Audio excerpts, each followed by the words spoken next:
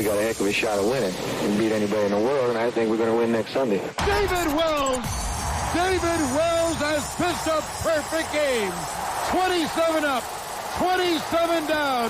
Baseball immortality for David Wells. And it's hit deep to left center. Andrew Jones on the run. This one has a chance. Home run! Mike Piazza, and the Mets lead 3-2.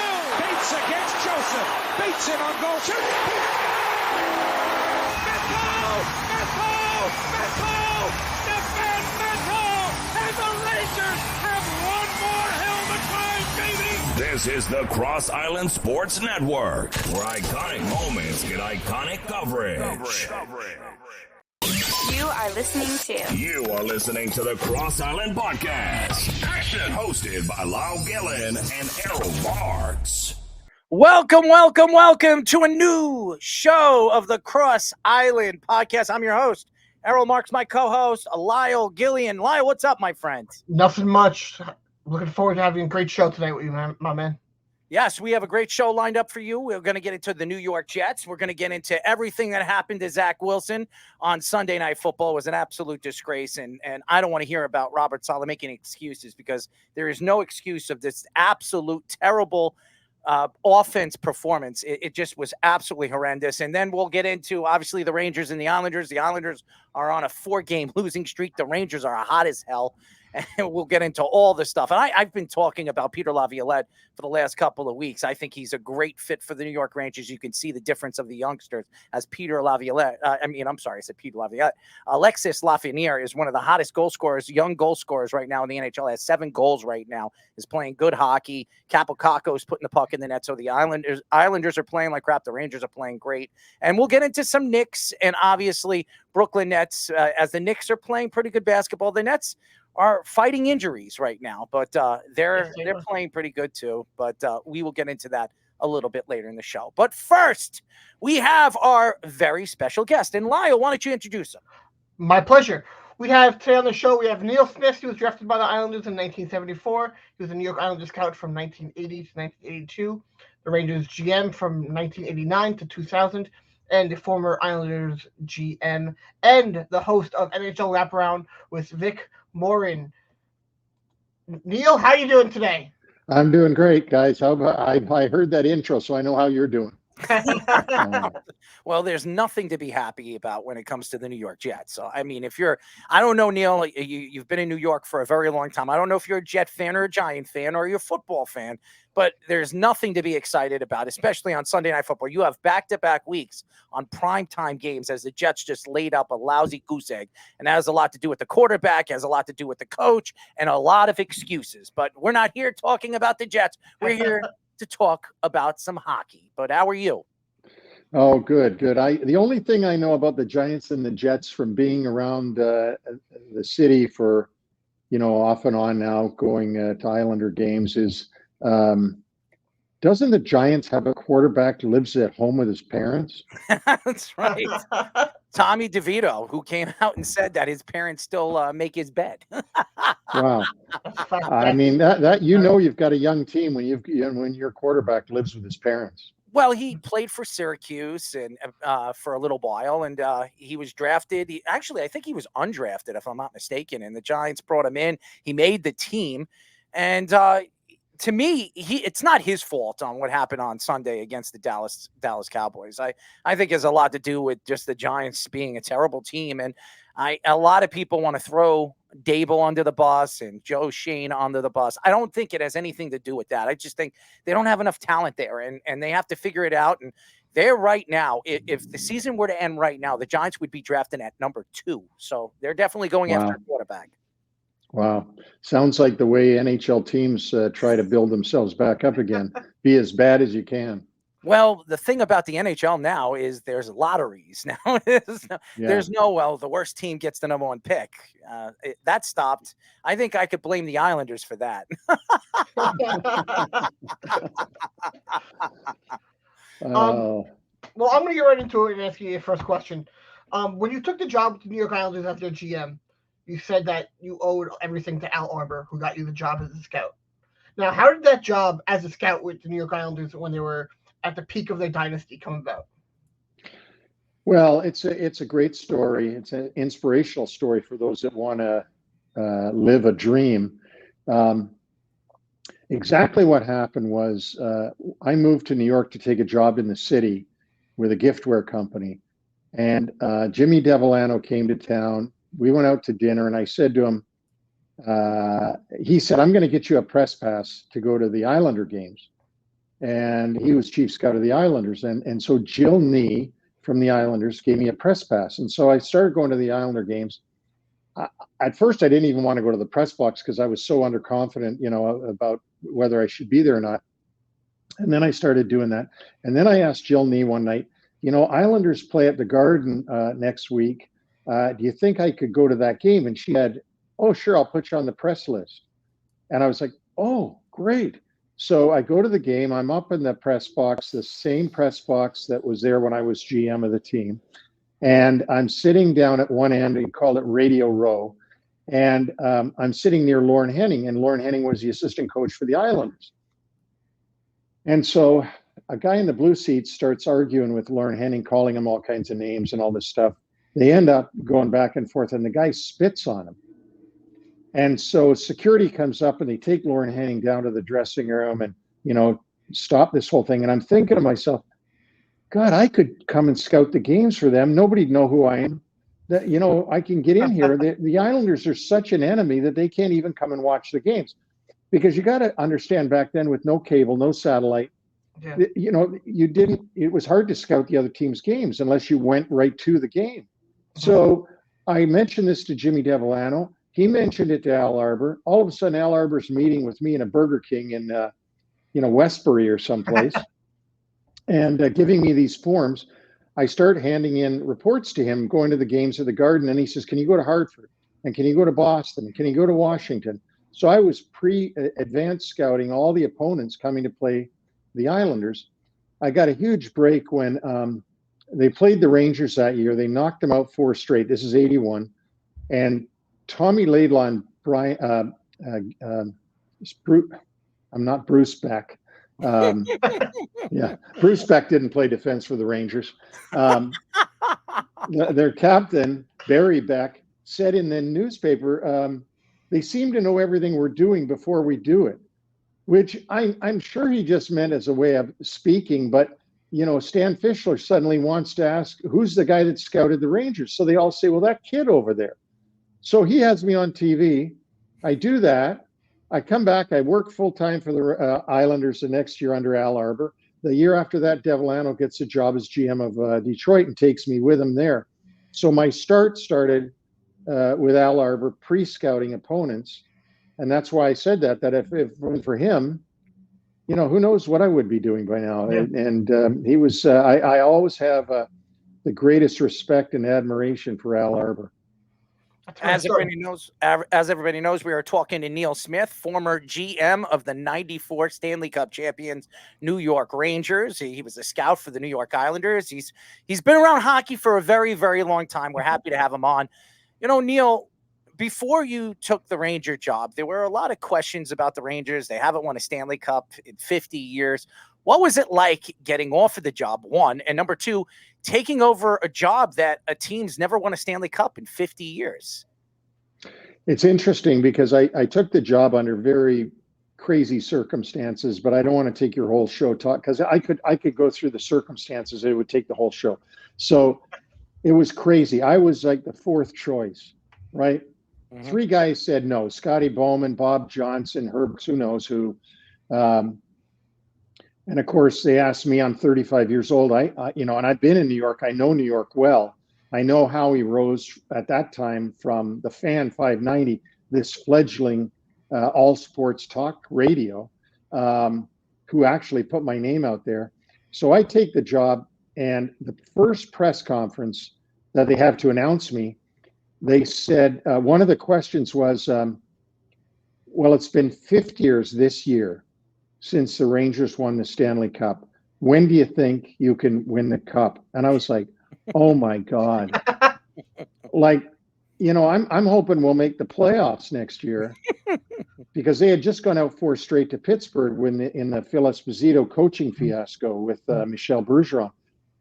And so I'm like, oh my God, what's going to happen? But right then I knew that I had just acquired all the baggage from those 50 years. And I had acquired the urgency to get to the Stanley Cup, not to make the playoffs, not to just be decent, not to be, fill the building, not to win the cup. Everybody wanted to win the cup, but it was the impossible dream. I don't think everybody that wanted it didn't really believe they'd ever get it, but they wanted it. And so it was frightening, but I actually took some of the lessons that I'd learned from the Islanders and Bill Torrey and Al Arbor and Bill Dineen, who I worked with in Detroit, and the stuff we'd done in Detroit, and was able to put that into effect. And I'm lucky that at the time I was there at the Garden, basically they let me do what I had to do and not, totally interfere with me. So, that's the start of it anyway. Well, you actually kind of touched on it. I was going to ask you about how you took what you learned from Bill Torrey with the Rangers, and you touched on it. But now, one of your first jobs, one of your first moves when you were with the Rangers was getting Mark Messier. How did that go about to acquire a player of his talent, which at the time was one of the best players in the league? And how'd that work out? How'd you get that? Well, it wasn't early, my third year. So just to set the record straight, the first year I was there in 89-90, I acquired Bernie Nichols and Mike Gartner. Mm-hmm. And that was my first two big trades, and they both worked out great for us. Mm-hmm. Obviously, Gartner was a Hall of Famer, and Bernie Nichols had scored 70 goals the season before, and I got him in a trade. I mean, imagine that now. You score 70 goals, you'd be paid $17 million a year, right? If you did that now. And so in the summer, we got knocked out by the Washington Capitals in 90-91, and it was very disgruntling to everybody. And suddenly the Oilers didn't want to pay Messier what he wanted. And so he asked for a trade. And Glenn Sather started marketing him around the league. And there were no takers except for me, because everybody thought, well, if you're trading Messier, something's wrong with him. He's too old, he's banged up, he doesn't have much left. And I, on the other hand, was like, I got to get this job done. I got to hurry up. Like, I got to put this in, overdrive right away. I can't do it the way I wanted to do it, which was slowly through the draft and, do the Lou Lamoriello long-term build. Not today's Lou Lamoriello, but the double Lou Lamoriello. I couldn't do it that way. They just wouldn't give you that time to do that. There's no way that the media, the fans, the ownership, you'd be out before you knew it. So I made the trade for Mess, and luckily, what I gave up wasn't a king's ransom, that's for sure, in Steve Ace, Louis DeBrusque, and Bernie Nichols. So the other part to remember on this, Lyle, is that that summer, Adam Graves had become a restricted free agent, what they call Group 1 free agent. Now, Group 1 back then meant that if you signed him, you had him, but you had to equalize the other team. And if you couldn't work out a deal with the other team, then it went before an arbitrator. And so then the arbitrator, and you would each submit a proposal on what was the value, and the arbitrator would decide. So I knew before I signed Adam that Troy Millette was the carbon copy of him, second round pick, same stats, same everything. And that Sather went into that saying that his equalization should be Louis DeBrusque and Stephen Rice, because we hadn't made that Messier trade, which was ridiculous because those were both kids. How did that equalize a guy that was third or fourth year in the league? So I won that equalization. So we had Adam Graves. Now I thought Sather would say to me, screw you on getting Messier. But because he didn't have any other takers, He couldn't say that to me. And so we were able to make a deal because Pocklington wanted the money because there was $1.5 million going to the Oilers. So that's how that all worked out. So we ended up in this, if you can believe it, I can't believe it right now, sitting here in 2023. In the same summer, we got Graves and Messier to add on to Leach, Hector, who were the four cornerstones of the 94 team. Neil, I grew up a Ranger fan. When I was a kid, I was a diehard Ranger fan. But you did something in 93 that disturbed me. It pissed me off. And I understand why you did it. John Van Beesbroek, I grew up a huge fan. I went to a bunch of his camps. I was a goalie growing up, and I was a pretty good hockey player. And I actually saw him. He runs Team USA hockey, and I saw him at the draft in Dallas, and we had a long conversation about why you got traded and the fact that it was between him and Mike Richter. You kept the younger goaltender. But it upsetted me. And when he was traded to Vancouver and then he was put into the expansion draft, I was upset at you. I was upset at the Ranger organization. And I decided, you know what? I am not going to be a Ranger fan anymore. I am going to become a Florida Panther fan. And I was a Panther fan for a couple of years, the year of the Rat in 96 when Van Beesbroek took all the way to the Stanley Cup Finals. And then he went to the Islanders and I became an Islander fan. That's a whole nother story. But the New York Rangers in 94, really, I thought the transition that really changed everything was when you made that move for Steve Larmer. And Steve Larmer, one of the best two-way hockey players at that time, I thought, in the league, he gave you a grit that the Rangers didn't have. What was it like adding a player like Steve Larmer? Well, let me talk about Van Beesbroek for a minute because I like John a lot, and I liked him as a goaltender, and he won the Vezina Trophy. I mean, he was a good goalie, but young Mike Richter had everything in front of him and nothing behind him. And I had to make a decision. Here was how you get screwed in the expansion draft back then. You're only allowed to protect one goalie. So if you've got two good goalies, you're forced to make a decision. You have no choice. Where I count myself as a lucky genius on this move was that I talked Pat Quinn into taking Van Beesbroek to make sure that he didn't lose his backup goaltender to Kirk McLean because he was so confident in him. I said, if you take Van Beesbroek, I know Roger and Florida are going to take him. So you'll protect you because you could only lose one goalie. So if you exposed one and you lost him, that was it. Now he's kept his two goalies. And he said, and like he hesitated. I go, Pat, it's getting to the deadline.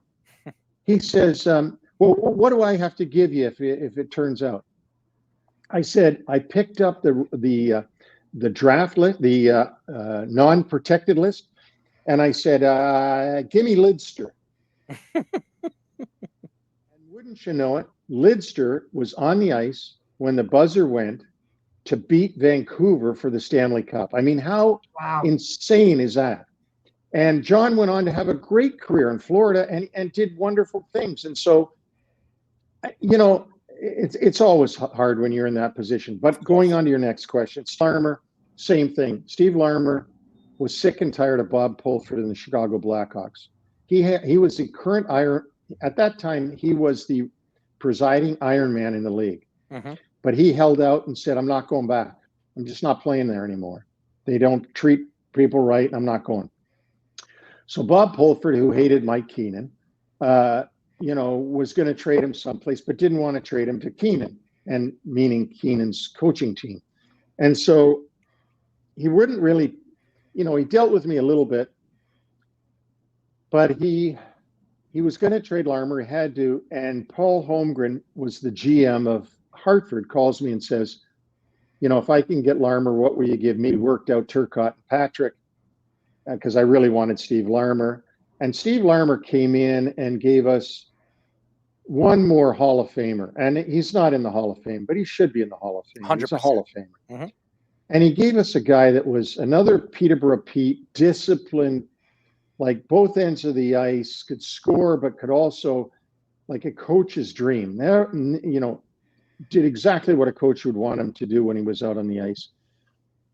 And probably that was his downfall physically, because he retired with a bad back because he took so much abuse from doing his job.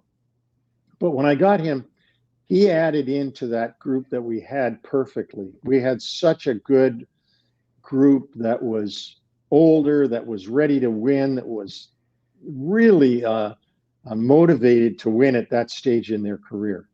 And so, I talk to Steve still, and I still tell him how thankful I am, and thankful for his contribution to the Rangers.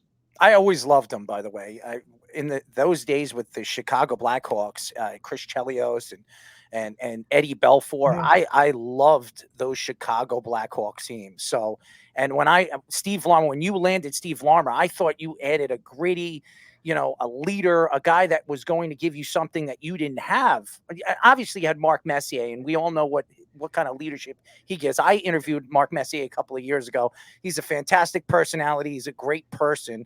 And he was, and everybody remembers that guarantee game against the New Jersey Devils when he scored those 3 goals, and nobody forgets that. But the thing about, I thought Steve Larmer, when you made that move for Steve Larmer, I think that changed a lot going into the Stanley Cup and going into the Stanley Cup finals. I really thought Steve was going to be a big part of that transition. And obviously he was. I thought he was fantastic throughout the rest of the season, all the way into the playoffs. So I loved Steve Larmer as a young.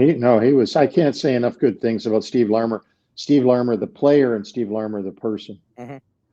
I have to ask this. I'm a diehard Islander fan. And in 2006, you became the GM. What happened that you and the Islanders parted ways after only 41 days? Well, Lyle, I probably shouldn't have taken that job. And why I say that is because I was working for OLN, which became Versus. And we were doing the playoffs. I'd met with Wong a couple of times. And then I'm in the final. Actually, I think it was right down to almost the last game. And he called me and just said, I'd like to hire you. And I didn't do any research on him, and I should have done that. That was a mistake on my part. And he said to me, do you want to know who the coach is going to be? And I went, do I want to know? Like, aren't I hiring the coach? He goes, no, it's going to be Ted Nolan. I went, so this is already decided. So I'm like, okay, this is not a good sign. Then when he negotiated my contract with me over the phone, he gave me a number that was less than I'd made at the Rangers in the 90s. So I got him to move that up a little bit, but it didn't move up much. I wanted the job so bad because, well, to be honest with you, I started with the Islanders. I was a big Islander fan from 72 on, because Jimmy DeVolano started with the Islanders. He gave me all the Islanders stuff. I was an Islander fan. I was drafted by the Islanders. And it was my idol was Bill Torrey and Al Arbour. And to think that I could be, in the spot that Bill Torrey was in was just like a dream. And also, of course, to think that maybe I could turn the Islanders around and beat the Rangers. Wouldn't that be great? So I took the job. And from the first day on, I knew you've made a terrible mistake, because we all went to the Marriott Hotel across from the Coliseum. We sat in a room. There was me, Teddy Nolan, Pat LaFontaine, Mike Milbury, Brian Trottier, Charles Wong, and a guy from the minor league team in Bridgeport that ran that not a hockey guy, but a non-hockey guy. And now they start talking about who the free agents are that would sign in the summer. And I was like, well, where's the pro scouts?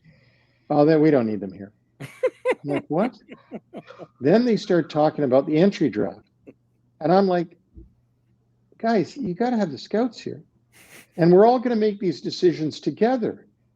So all the decisions that were a GM's decisions ultimately were now going to be made by this group. Wow. And within the group was Mike Milbury, if you can imagine. So Mike Milbury, who admitted later he hated me. I don't know what. I don't know what I did to him, but he hated me. Probably still does. God knows why. Was probably backstabbing me while I was there, and it became a situation where it was intolerable to go there because I had my freedom with the Rangers, as hard as that is to believe, and yet to go to the Islanders and not have the freedom that I had with the Rangers was like, are you crazy? Like, and you'd say to him, I think you got to look at Charles. I think we've got to look at this area and this area. No, we don't need to do that. We got a good organization. I said, you've got a what? We got a good organization. I said, how can you say you got a good organization? You haven't made the playoffs in years. Like, what are you talking about? But it was that bizarre. And so it just couldn't work. And the other one that he said to me was, I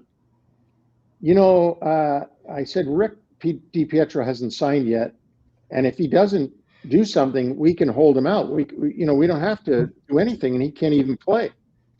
Oh, he says, everybody knows Ricky just needs security. He says, what would you say if I said we should give him a 15-year contract? I said, I'd say you're out of your mind. So they fire me, it wasn't, he was trying to get me to resign. I was saying, no, I'm not going to do that because I told him I'd had enough. And then they give DiPietro a 15-year contract. And you're like, and they bring in, this is not an opinion, this is a fact. They bring in DPF backup to take my job. So now the backup goalie is now the GM, and the starting goalie has a 15-year contract, and I'm off and gone. So that's a long way of answering your question, but that's what happened. I think that sums up everything from that Charles Wong, Garth Snow era in one couple minute story right there. Well, I will say this, and for all the fans to know, we are talking to Neil Smith. He was the GM of the New York Rangers, the 94 Stanley Cup champions. He was a scout for the New York Islanders. He was drafted by the Islanders. His whole career was practically New York, and he's here. We're interviewing him right now, and he's telling us great stories. And it's so funny.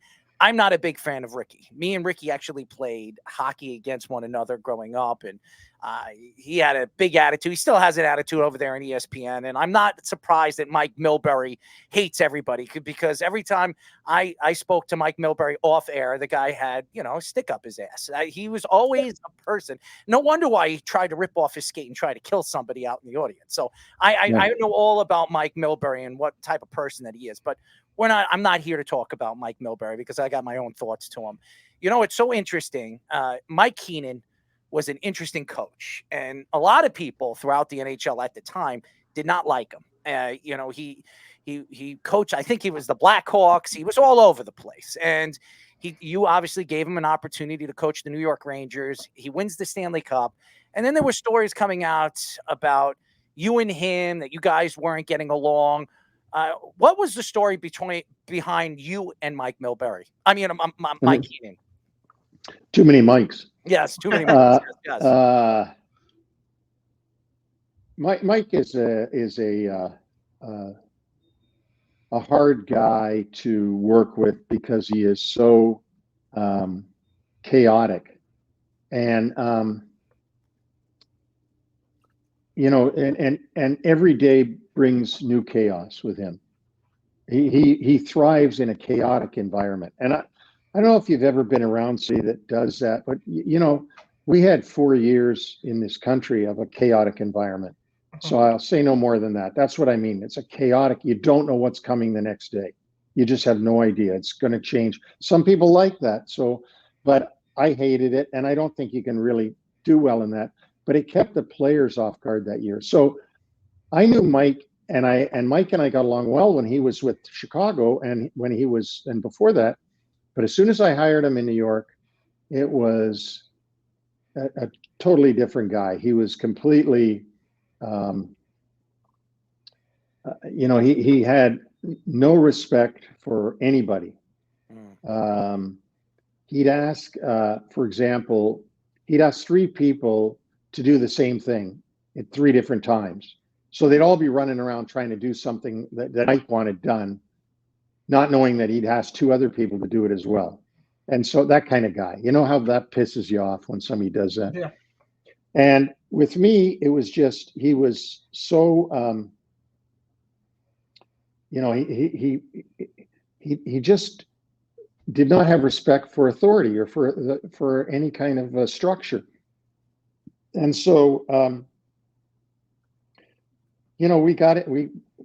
All I was hoping for during the season was that we would, that we could win it. We were so good that year. And I mean, the Devils were too, don't get me wrong. But,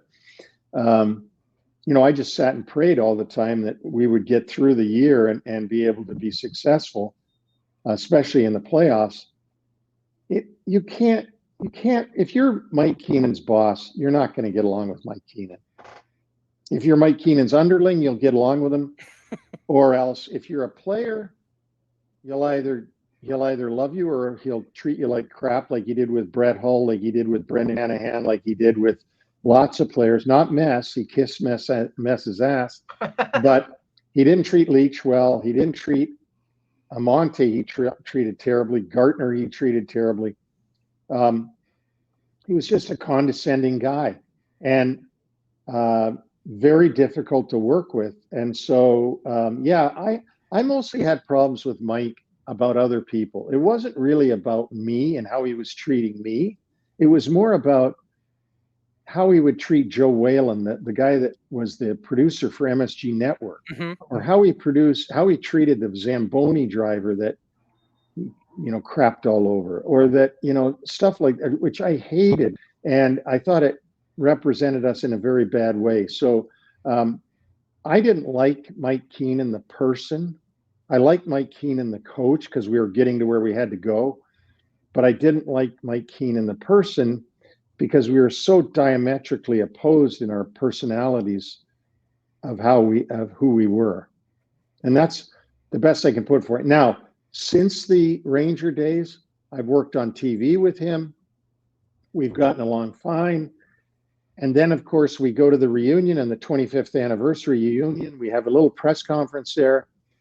They asked me, what do you think about, how would the 94 team do against today's players? So, of course, I'm going to say, well, today's players are the best players in the world. Everything gets better. It never gets worse. Players get better and better and better. Yeah. So I said, we were the... Oh, we lost Neil. We'll get him back. I'm sure. Yeah, we'll get him back. But Neil's telling us some awesome stories, and he's giving us so much information of those New York Ranger teams and Mike Keenan. He was just about telling us a little bit of a story on the 25th anniversary for the Stanley Cup champion New York Rangers. So these are great stories by Neil Smith. But I know a lot of Ranger fans were looking forward to getting Neil Smith on and having a conversation with Neil Smith. So we should have him back in. But to me, Neil Smith, he was one of the cornerstones. I'm texting him right now. Yeah, he was one of the cornerstones of the New York Ranger champion team in '94. And he made the trade for Mark Messier. He made the trade for Adam Graves. He was the one that made the trade for Steve Larmer. And he built this team from top to bottom. He brought Eddie Olczyk in. He brought in Nick Kyprios and Stefan Matteau. Remember? Matteau against Montreal in overtime. So those teams. And then even brought in Glenn Healy, who was the backup goaltender for Mike Richter. And Mike Richter was obviously the backbone of that team. He did everything. And he mentioned Tony Amonte. I was a huge Tony Amonte fan growing up. And even when they traded Tony Amonte a little bit later in his career, I think they traded him to the Blackhawks, if I'm not mistaken. I was a big fan of Tony. He played for Team USA for the first World Cup. It went Mike Richter, and it was back and forth. Mike Richter, Van Beesbrook, and Tom Barrasso. I think 3 of the greatest American goaltenders of all time. They were fantastic goalies. So, it's so good when you hear. And listen, I have a lot of respect for Neil Smith, even when he brought up the Van Beesbrook story, and that's what transitioned me into not being a Ranger fan. Was when Neil Smith decided to move on from John Van Beesbroek. As a kid, it hurt me. And then when he traded, now he told me the story. I didn't even know the story. I don't even think Van Beesbroek knew the story behind the whole Neil Smith and why he traded him to Vancouver. Because Neil knew that Quinn was going to obviously put him into the expansion draft. We have Neil back. Florida Panthers. So, we got Neil Smith back. Here we go. I'm sorry, Neil. I don't know what happened, guys. Is that my end or your end? I don't know. It's sure. probably his end. It's not my end. Yeah. As long as it doesn't come out the end, Yeah. And then we go to the 25th anniversary and we're having a little press conference. And I say that the players of today are the best athletes in the world because I'm promoting the NHL. And then they ask him and he goes, I don't agree with Neil. And I'm like, you asshole. Of course you don't agree with me. Of course, even on something that simple in 2000 and whatever it was, 19, you can't agree even on something that simple that today's players are the best there's ever been. Like you are an MF if I've ever, So, well, let me ask you a question. If Mike Keenan stayed on with you in 95, 96, and 97, do you think that the Rangers would have won multiple championships? No, they would have been destroyed. Really? Yes, because first of all, we never would have got Gretzky because there's no way that Gretzky would have, after Gretzky played for him in St. Louis, there's no way he would have come to our team because he wouldn't go back to St. Louis because of Keenan. I mean, I lost McTavish the next year, who admitted to me I wasn't going to play for him again. He would have decimated the young guys. Look at Tony Amonte. I told everybody, and you guys remember this, I knew he was going to be a star. I didn't want to trade Tony Amonte. I loved him. He crapped all over him. And so, no, if he had stuck around, it would have been not just misery for me, and it would have been misery, but it would have been, I probably would have found a way to destroy it and blame me. That sounds right. I actually also want to tell you a story. So, I don't know, Darcy Regier. He was a interim general manager of the Islanders. You brought up how you thought Mike Bilberry might have been trying to get rid of you behind the scenes. Well, Darcy Regier was, after he left the Islanders, he was the head coach of a local travel team that my brother played on. And my dad was talking to him in the room when they were out away travel somewhere. And he brought up that it was Mike Milbury who was trying to get him fired behind the scenes as to why he ended up getting fired. So I thought that was very interesting how you felt like Mike Milbury was doing that. And Darcy Regier, who was the GM of the Islanders, knew for a fact he did do that. Well, I know for a fact that he was doing it. Because in the arbitration with Wong to get, my salary, Milbury came in and said it. He came in and said, I told Charles, anybody but Neil, hire anybody but Neil. And I'm like, what did I do? Like, who shit in your freaking popcorn? It was unbelievable. Like, I didn't know what I'd done to this guy. And, he just said how he didn't like me and this and this and this. And I was like, I was astounded. I'll never forget it. It was something I just will never forget, that how another hockey guy would do that to a hockey guy. Because you got to understand, guys, that the guys that work in management in the NHL, even though they might want to compete against each other and beat each other and get each other's jobs or do all this stuff, they would never hurt each other. They would never cost your family money. Like, you're taking money away from my family when you're going against me to not get what I was owed. Like, hockey guys don't do that to each other. They just refuse to do that. So for him to do that is, I don't know, it's just sick. First of all, and I've always thought Mike Milbury was a snake. Okay. Yeah. I've always thought he was a snake. And even when he took over the Islanders and everything was going on, when they sold the team to what was it, Salo, I think it was, or whatever. Yeah. Yeah.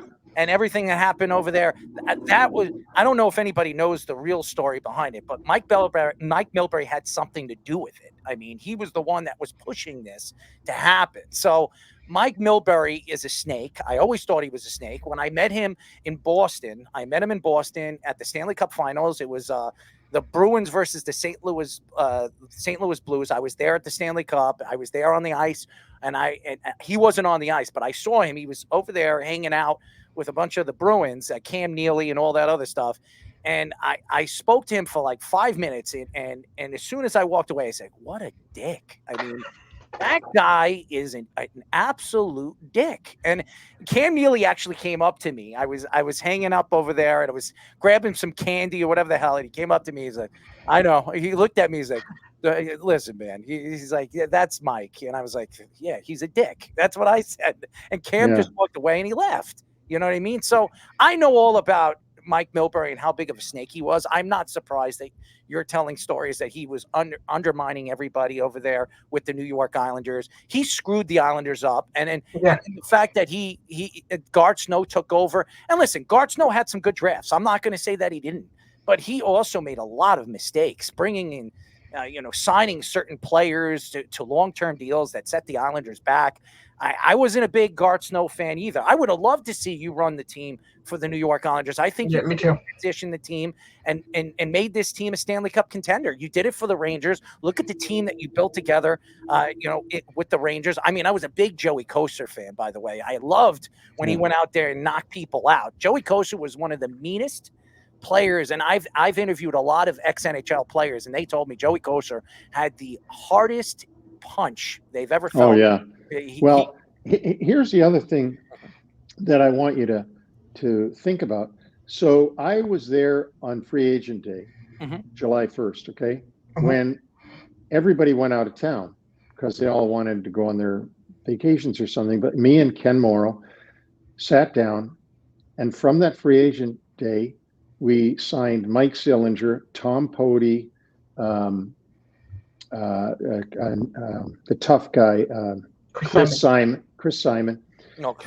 and a couple other guys. And what happened that year, was that the Islanders in the last day of the season made the playoffs. The only season they'd made the playoffs for years and years. And, one of the things that made me feel good was that a couple of the Islander management people, a couple of the Rangers management people said to me, you really put a good team in there in the short period of time you were there. And also I drafted Poso when they weren't going to take Poso. They were going to take somebody else.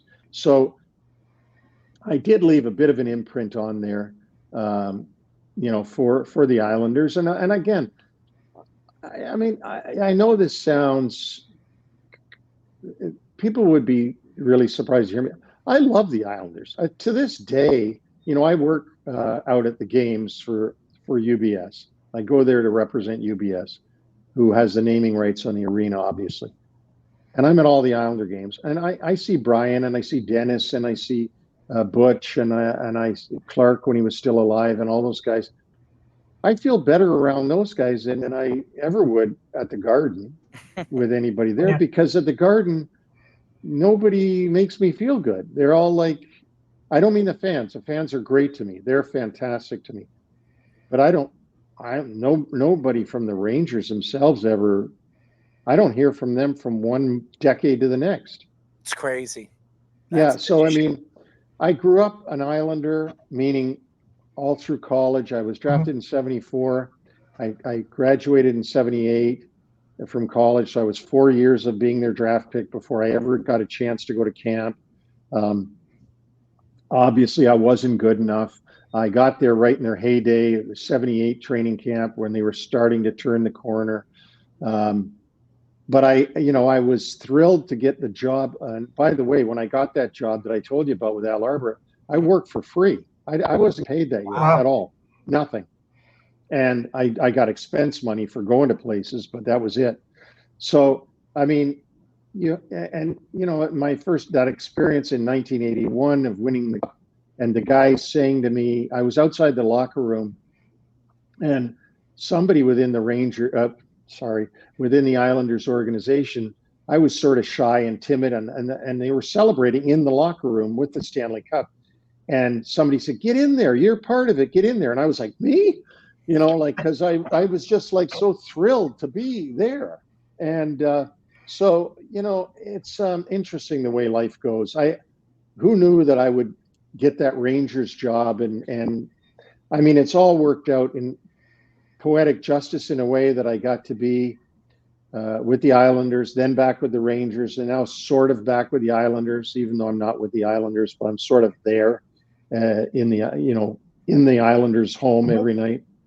I will tell you this, Neil. I'll never forget when the Rangers won the Stanley Cup, and when you grabbed the Stanley Cup and the smile that you had when you grabbed that Stanley Cup. It was unbelievable. And I hated it because all of a sudden I transitioned to hate the Rangers. The year that they win the Stanley Cup, I am completely and hated Ranger fan. And I watched you grab the Stanley Cup, and I was like, man, this guy built this team from top to bottom. And he finally gave the New York Rangers a championship in 50 years.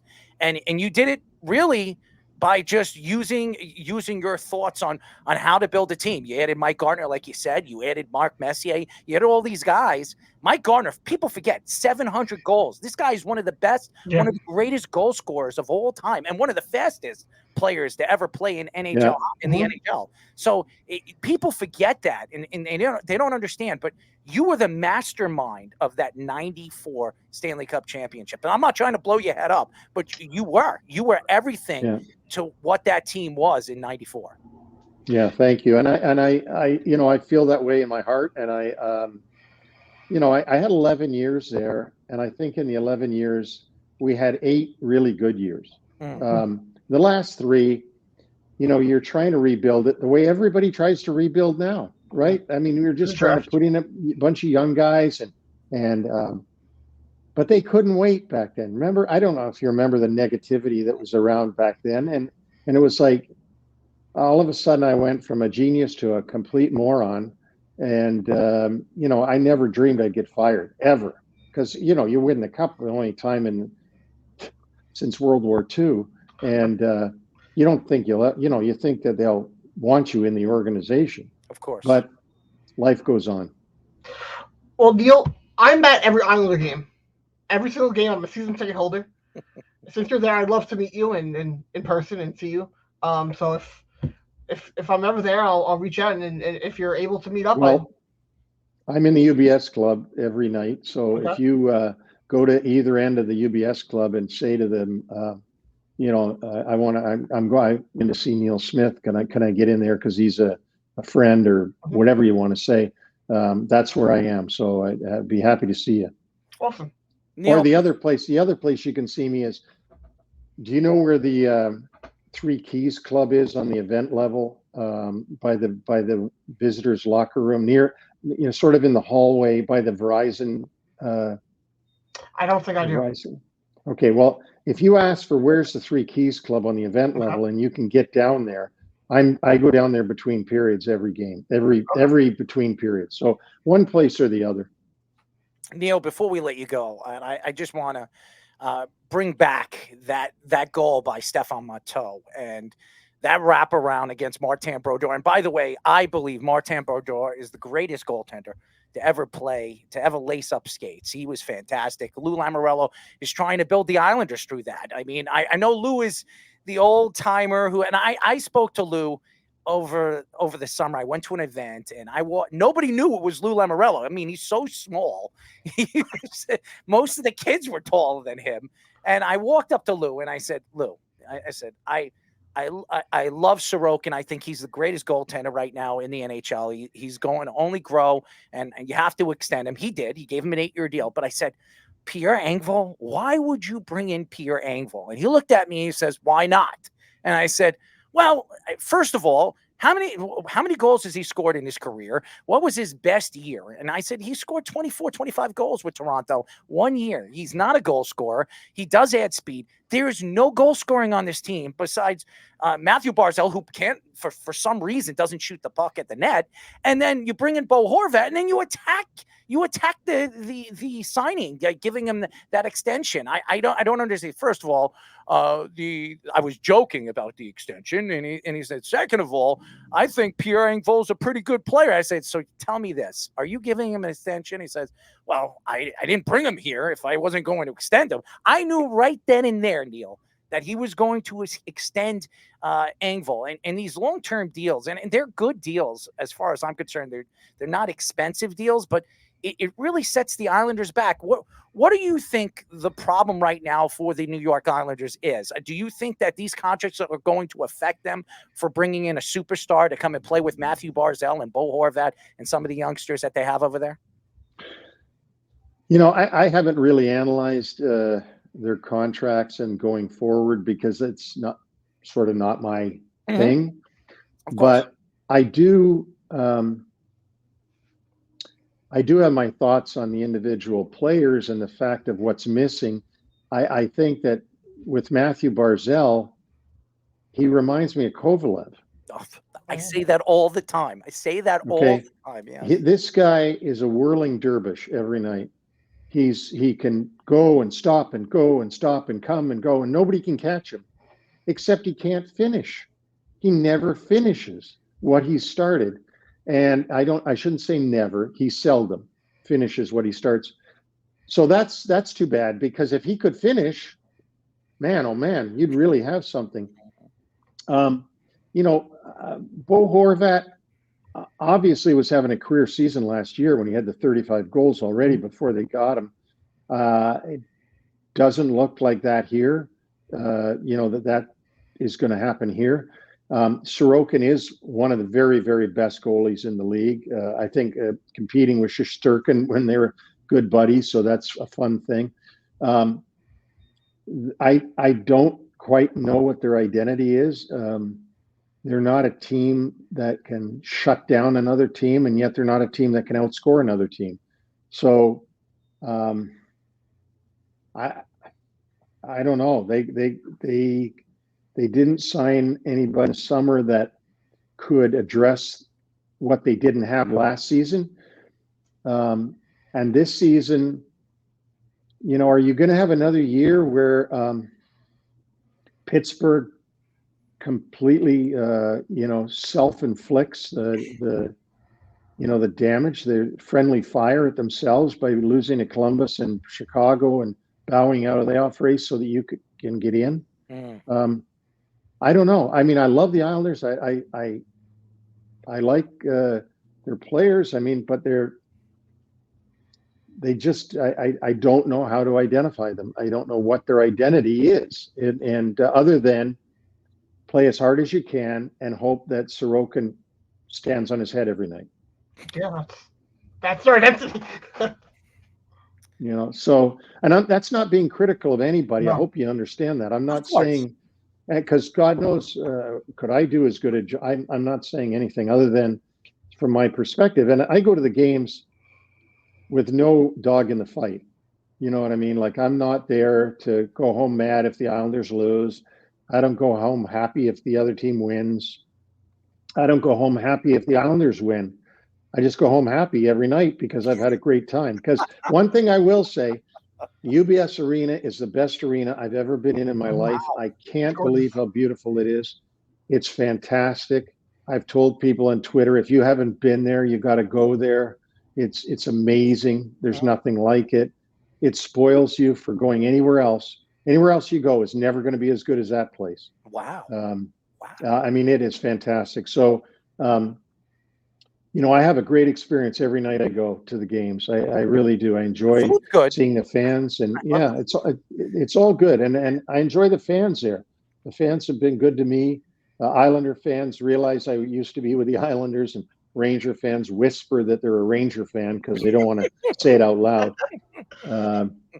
And so it's a fun night. But I hope the Islanders can get better as the season goes on. Yeah. Because it can only be good for UBS and UBS Arena if the Islanders are good. It's good for everybody. So anything that is positive for the Islanders is positive for UBS. Well, I will say this, man. This has been a great interview. I've interviewed so many players, and I have my own show, and I'm now working with Lyle for on the Cross Island podcast as well. So I would love to get you on my show. I think a lot of Ranger fans would love to hear some of the crazy and great stories that you have. This is my Twitter. I'm going to follow you. You follow me, and we'll be in touch. Okay. Yeah. I think you're a fantastic. First of all, your background of understanding the knowledge of hockey, and by the way, I thought '90s hockey was the greatest time of hockey. Oh, agreed. Some of the greatest players: Mario Lemieux, Wayne Gretzky, Mark Messier. You go up, Brett Hull. You go up and down. Chris Chelios. I can name all the players, and I've met a lot of them. And I was a big hockey player growing up, and people forget it. Now, you're right. It's different. It's faster. It's different. The goalies are bigger now. Van Beesbrook told me in Dallas, he says, you will never see a goaltender that's 5'9", 5'10". Then again, 6 foot in the NHL. He says, usually you have to be 6'2" or bigger to play goalie in the NHL. So it's Chris Osgood was 5'10". Yeah, it's a different game. It's a different. Yeah, it's totally different. The equipment has made the game totally different. That's what's changed the game, is equipment and the space age technology of not getting hurt. The goalies don't get hurt anymore when the puck hits them. It doesn't hurt, which I would have been goalie if I knew that the puck wouldn't hurt. I want to say something because I've been attacking the NHL for years, and finally they got it right. Pierre Turgeon should have been in the Hall of Fame a long time ago. And finally, they opened their damn eyes. Gary Bettman opened his big pea brain eyes and said, hey, you know what? Pierre needs to go into the Hall of Fame. And if you look at his numbers, I mean, he was one of the greatest goal scorers of the 90s. He really was. He redefined the game. I mean, when Mario Lemieux was starting to bang pucks off of goaltenders from the back of the net, and so was Wayne Gretzky. I mean, Pierre Turgeon was one of the first to do that. So I mean, it was just horrible how the NHL just completely forgot what Pierre Turgeon did for the NHL. But before we let you go, I want to know what you thought of Pierre Turgeon and how much respect you had for him when he was in the NHL. Well, I think Pierre Turgeon was an all-star player, almost perennially. The only thing that Pierre Turgeon didn't have was the blessing to be on a good team. That's true. I mean, he was a great player, but he never got to play on a great team. And so, that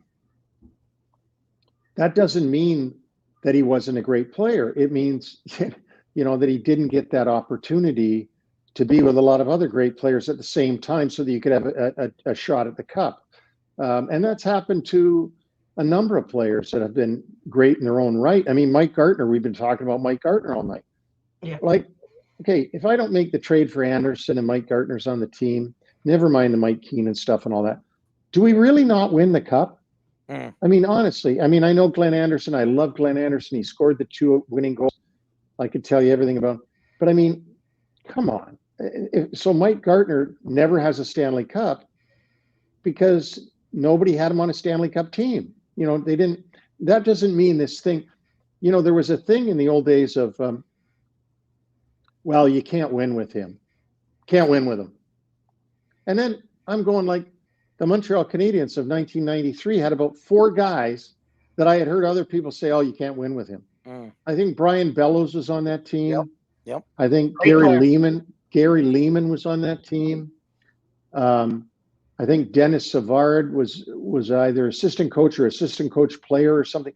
I mean, all these guys you heard, well, you'll never win with him. Well, yeah, guess what? You won with him.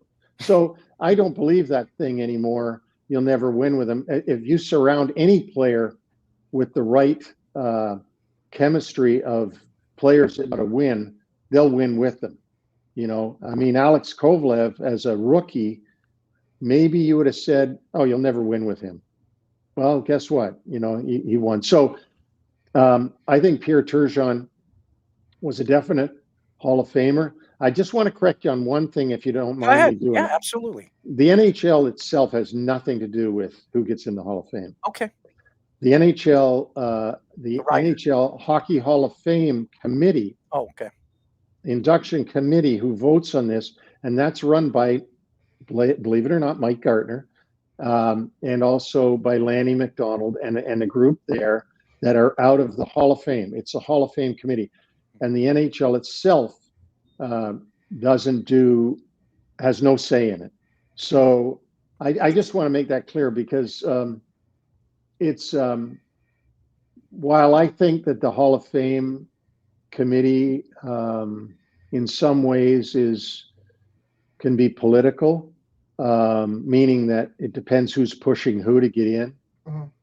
It's not the guys in the NHL office, it's those guys. And so I thought for years that Pierre Lacroix, who is a good friend of mine, should get in the Hockey Hall of Fame for what he did with Colorado Avalanche. But I also think there was a guy who ran the Rangers for 11 years who did more with the Rangers than any other GM, and all the GMs before him are in the Hockey Hall of Fame. In fact, let me tell you this, from 1925, and look this up, till 2000, there's only 2 Stanley Cup winning GMs who are not in the Hockey Hall of Fame. One of them is me, obviously, or I wouldn't be talking about it. And the other one is a guy who ran a bowling alley and then made himself GM of Montreal Canadiens, which was Irving Grunman. Oh, I remember. So, yeah. So you think of that, like you think of the fact that Emil Francis is in the Hockey Hall of Fame. Mm-hmm. I mean, I have the utmost respect for Emil and what he did, and the cat and the whole thing. His record with the Rangers doesn't come close to mine. So anyway, just food for thought. You're going to get into the Hall of Fame. Definitely. Eventually. The committee will look past it, but I think you're absolutely going to be inducted into the Hall of Fame. And it's crazy, because when I look at the league, and by the way, I don't hate Gary Bettman. I actually think Gary Bettman has been the best commissioner in professional sports in the last 5 years. If you look at Adam Silver, he has the players running the league. Roger Goodell's an idiot with the CTE situation and not helping the players after they retire. We've had so many players come on our show and have attacked Roger Goodell in the NFL. And then obviously, in baseball, we all know about Rob Manfred, who is probably the most hated commissioner of professional sports. So I will say that I'm not a huge fan of Gary Bettman, but I respect him. I think he's stuck by the brand, and he's always stuck by the brand. I know a lot of the fans like to boo him at the draft, but I think you have to respect what he has done, and the transition from what hockey was in the 80s and the 90s to now. It's changed, but he has kept up with the speed of the game. So I have to give Gary Bettman a lot of credit. The other thing, my 2 cents on that are that Gary Bettman was hired in 1992 by the owners. That's who he reports to. Mm-hmm. He used to report to 21 owners. He now reports to 32 owners. Nobody anywhere has ever escalated value for their boss like Gary Bettman.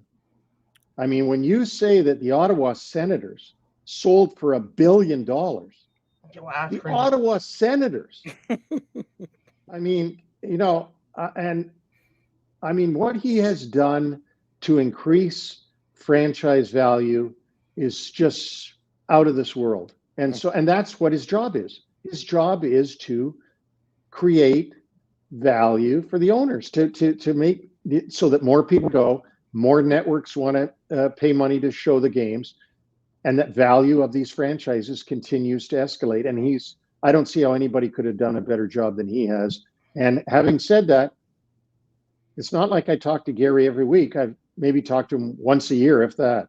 But no, that's my true feeling about him. And Gary, by the way, grew up an Islander fan. Just so all the fans know that. I don't know if anybody knows. No wonder why he doesn't like me.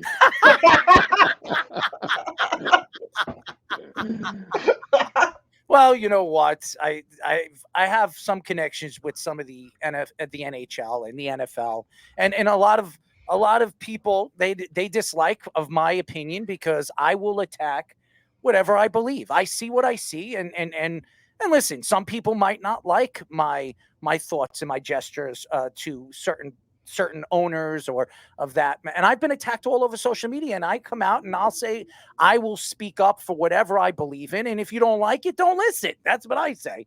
But I have a lot of respect for Gary Bettman because he's stuck by the plan. He has moved forward with the league. He wants the league to be faster. He wants the league to be more fun to watch and for the youngsters. And he's brought United States hockey right to the forefront. So he has.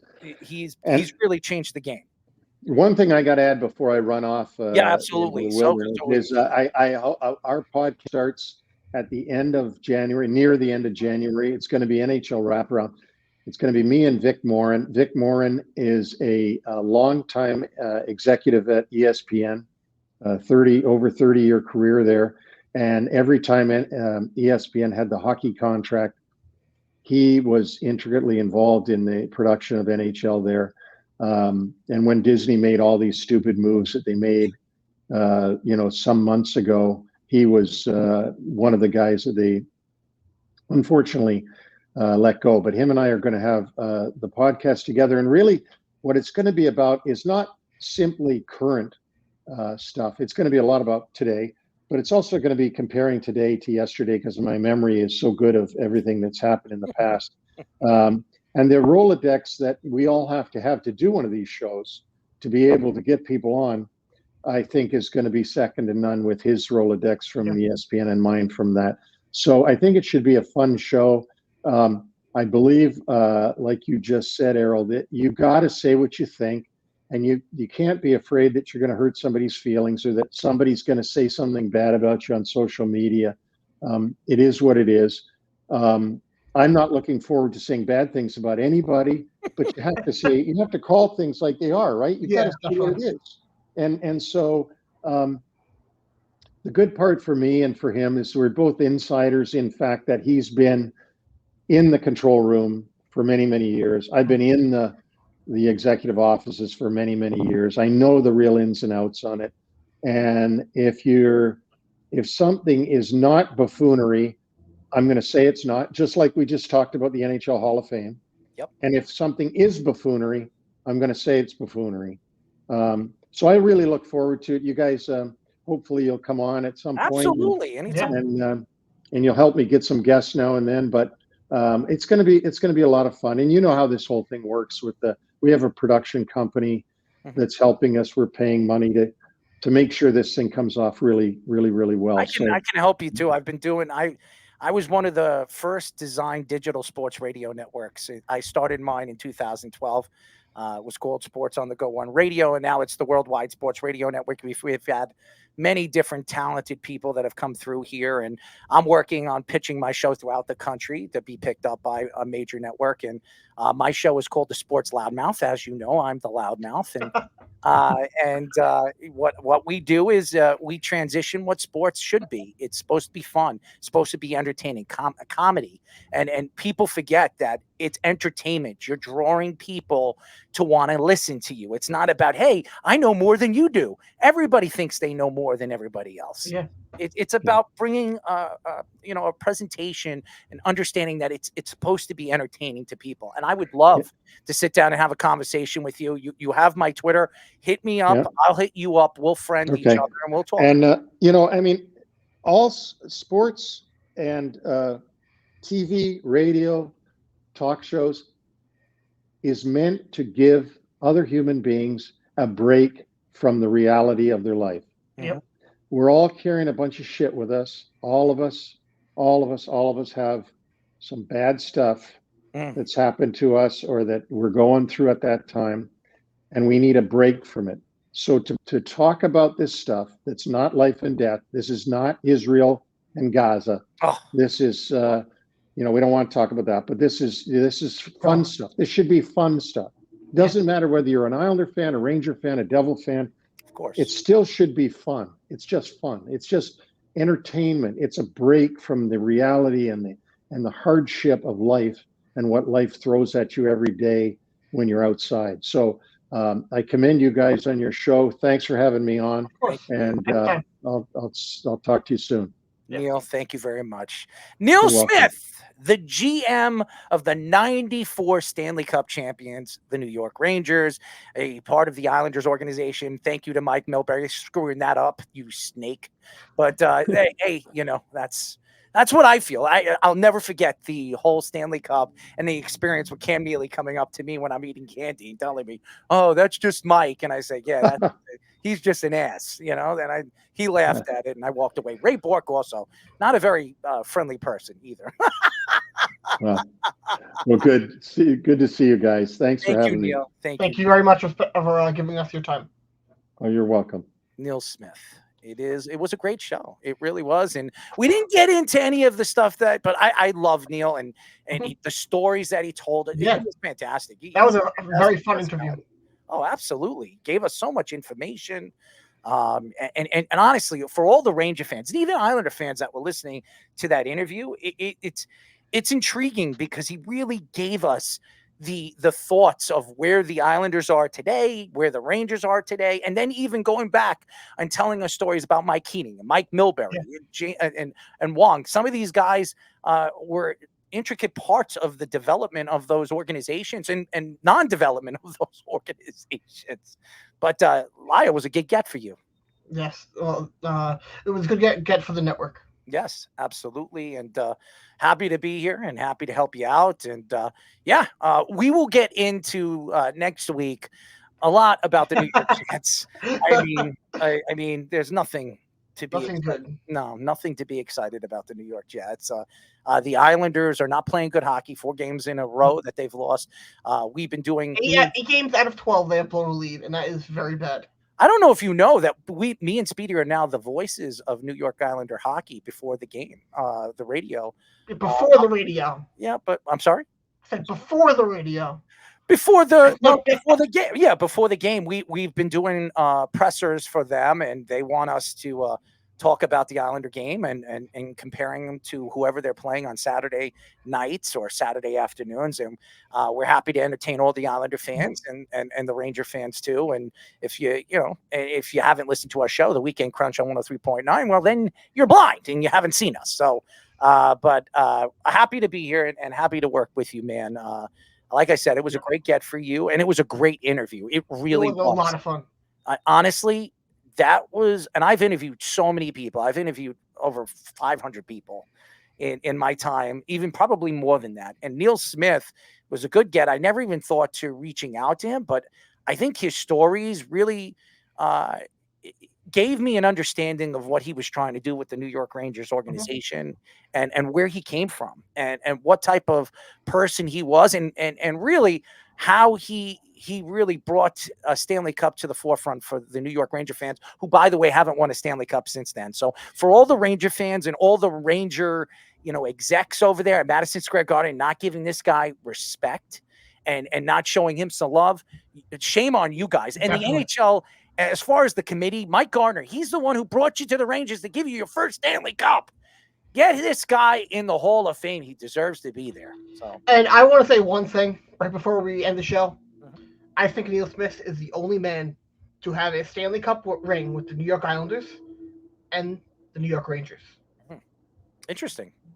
I can't think of anybody else who has a ring from the 94 team and the Dynasty days. I'm kind of speechless. I don't know, but I would probably say that he is the only one that's won a Stanley Cup with both teams. So interesting. It's interesting. I have to look that up and see if that's fully true. But I think you're right. I think Neil Smith is the only one to win a ring with the Islanders and the Rangers at that time. So it's interesting. But Lyle. Great show. Great show. Looking forward to. I know a lot of fans are probably saying, "Where have you been the last 2 weeks?" I mean, that other idiot on. Yeah, no, he's not an idiot. I know. He's very, very thankful for Josh to coming on and filling in. Yes, and I'm happy. I'm happy that he actually was one of the guys that actually filled in for me. And I want to apologize. I went to Massachusetts, and then I had to take care of my mother's situation last week. But I'm happy to be here, and again, happy to be a partner on the show. So thanks, and we will be back next week on Monday. Good night.